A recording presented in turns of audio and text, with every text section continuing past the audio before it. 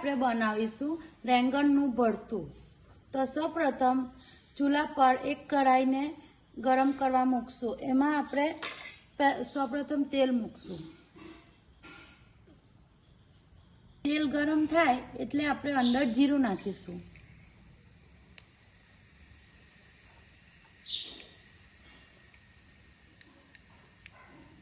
જીરું તતરે એટલે આપણે હિંગ મૂકશું। પછી હવે આપણે કેપ્સિકમ અને કાંદાને સાંતળી લઈશું।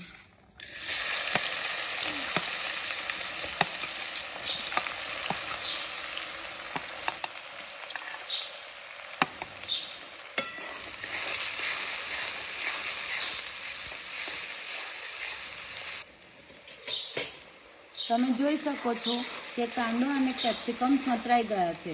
હવે આપણે અંદર ટમેટા, લીલા ડુંગળા અને લીલું લસણ ઉમેરી અને બરાબર બધું સરખી રીતે મિક્સ કરીને ચડવા દઈશું।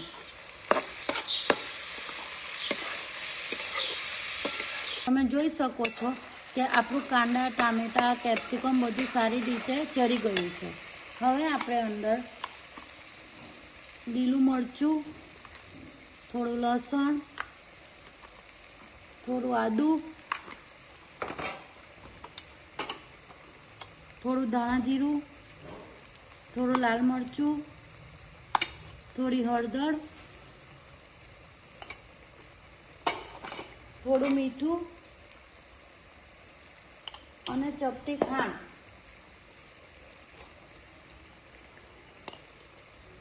અને થોડો મેગી મસાલો નાખીશું અને આ બધુંને સરખી રીતે મિક્સ કરી લઈશું અને 2 મિનિટ થવા દઈશું।